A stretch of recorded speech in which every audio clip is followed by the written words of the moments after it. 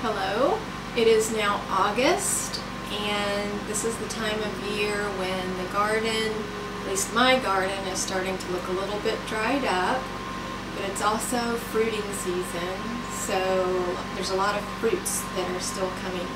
And by fruits, I don't necessarily mean fruits in the fruit section of your grocery store, but I mean fruits as in zucchini, which everyone has way too much of this time of year, and tomatoes and peppers and all the fruits of your vegetable plants are starting to come in droves.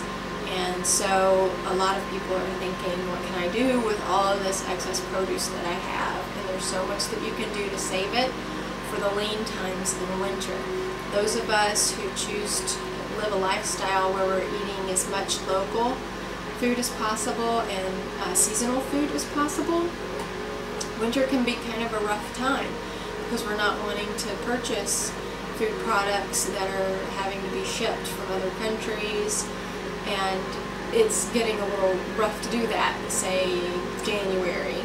But you want to have some food available to spice things up and keep it interesting during the winter months. So during the summer months, when it's really hot, those hot dog days of August, this is the time to start saving up a little bit for winter, or at least in the fall. So that's what I'm going to be doing today. It's beautiful, beautiful outside. It's been sunny. It's been a little too hot, which August usually is, and that also means that the wildflowers that some people call weeds are in bloom.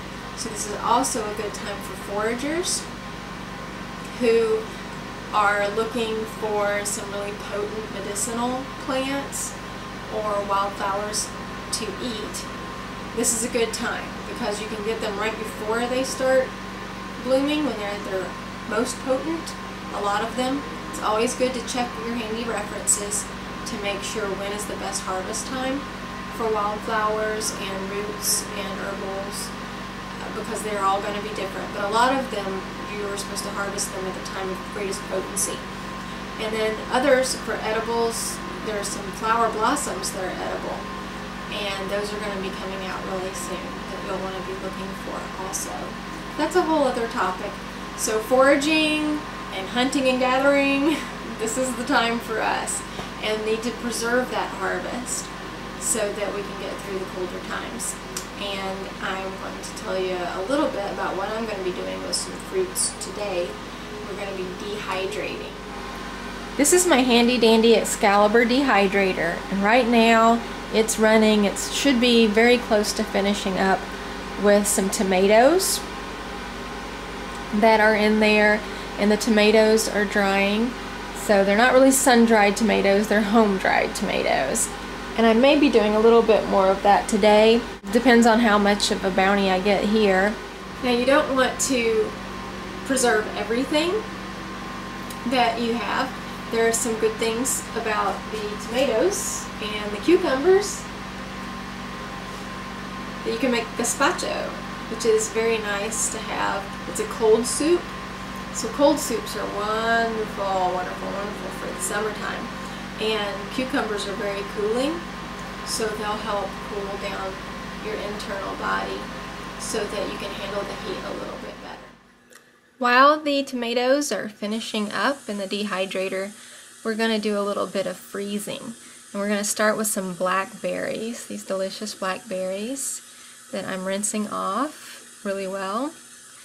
The key with freezing is to always be sure that you're getting the most ideal fruits, the most ideal perfection of fruit, and so no squishy parts, no stems, no debris. You don't want to have parts that are too ripe or not ripe enough. So we're looking for grocery store quality in the fruits that we're going to be preserving. So at this point, I'm going to take each one individually, feel it up a little bit, and if they're really good specimens, and once they've all clean and have the debris off of them, they'll be put into one stack. But occasionally I'm going to find one that's maybe not going to be perfect. So I will set it aside. So I'll end up having 3 piles going. One of them is going to be, okay, I'm going to use this for freezing and preserving pile. And hopefully that'll be my biggest pile. The other will be a discard because it's just completely icky and we don't want it. Maybe a spot has been molded or it has some disease issues. In that case, I'm just going to discard altogether. And then I'm going to make a pile for, okay, it's not perfect enough for preserving, but it's still pretty darn good and I plan on eating it.